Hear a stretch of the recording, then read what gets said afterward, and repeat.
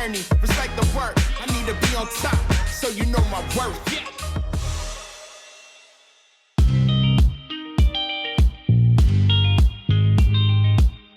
Always, as a kid, we used to always play in the field, like pick up and run. Like we used to call the game pick up and run. Like basically anybody who get the ball, get hit, everybody against that person. But it was like, you can be pretty good. You big, you can be pretty good. And I got really good at it, and I'm like, okay, I'm gonna take off from it. So 8 years old it started. The high school I went to, we had like 7th through 12th. So back then you can play varsity in the 7th grade if you was really good. So I actually played the last varsity game of the season in the 7th grade. 9th grade I started, and the rest is history. 8 years old, I wouldn't have thought that I'd be here right now. We was just doing it for fun, but after I got to middle school and high school, and people was like, man, you could be pretty good. And I started getting football scholarship offers, going to camps and dominating, and I was like, yeah, I can be pretty good at this, so I started taking it more serious. Dream was to always go to college. Dream was to always go to LSU. I always knew I wanted to play at that stadium, and I always, watched, Glenn Dorsey, the D-line, Marcus Spears, watch guys like that, and I always was like, man, I want to be like that one day, and sure enough, my dreams came true.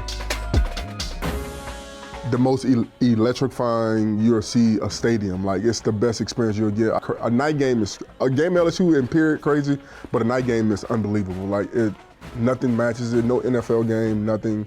The fans be all into it, it's crazy. Fires to the right, and it is picked off at the 40. Vincent Wilfork at the 50, at the 45, at the 40.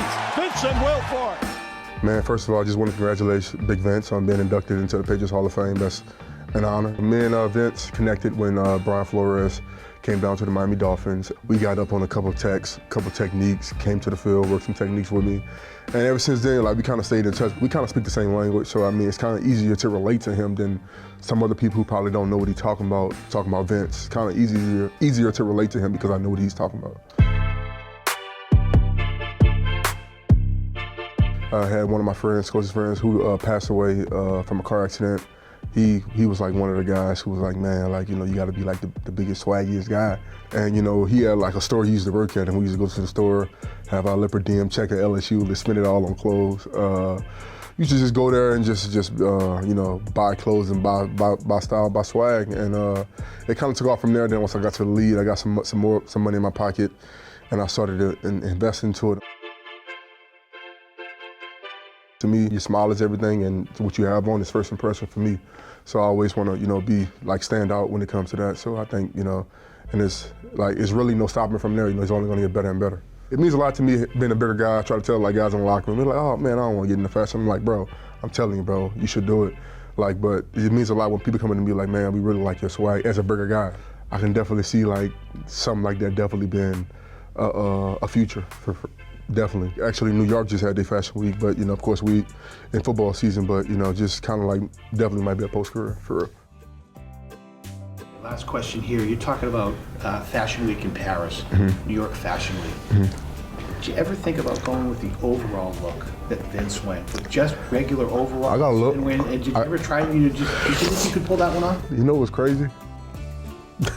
It's not really an overall, but it's a jumpsuit. I have a jumpsuit for next week game that I'm wearing. It's a Prada jumpsuit that I'm wearing next week in honor of Vince for his Hall of Fame inductee in the Patriots organization.